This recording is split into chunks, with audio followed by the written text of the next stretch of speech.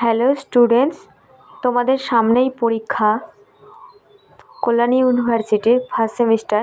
তো তোমরা যেহেতু এবার প্রথম, তাই তোমাদের বুঝতে অনেক অসুবিধা হচ্ছে যে 2 নম্বরের জন্য আগে যেমন শুধু বললে কাকে বলেই লিখতে, তাহলে কি এবারেও তাই লিখবো? কাকে বলেই লিখবো, তাহলে কি 2 নম্বর আমাকে দেবে? তো যারা এই টেনশনে আছো, তো তাদের জন্য একটা টিপস চলো আমি বলে দিচ্ছি তোমাদেরকে কিভাবে 2-এ 2 নম্বর পাবে। এখানে আমি একটা কোয়েশ্চেন লিখেছি, হোয়াট ইজ মোরেন বা গ্রাবরেখা। গ্রাবরেখা কি?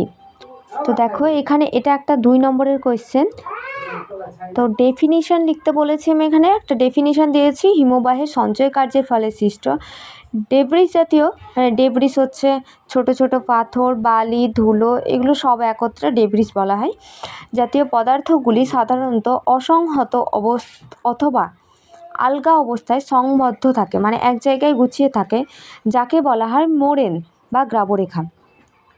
যেহেতু মোরেনের ছবি হয়, তাই একটা ছবি দিবে আর দুটো বৈশিষ্ট্য দিলেই এটা 2-এ 2 পাওয়ার জন্য একদম যোগ্য।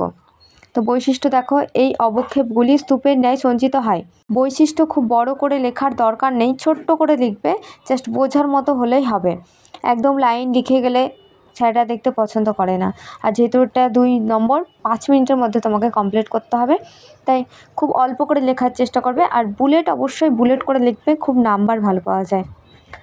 এরকম টিপস পাওয়ার জন্য চ্যানেলটি সাবস্ক্রাইব করো, আর যারা ইনস্টাগ্রাম বা ফেসবুক থেকে দেখছো তারা ফলো করে দাও।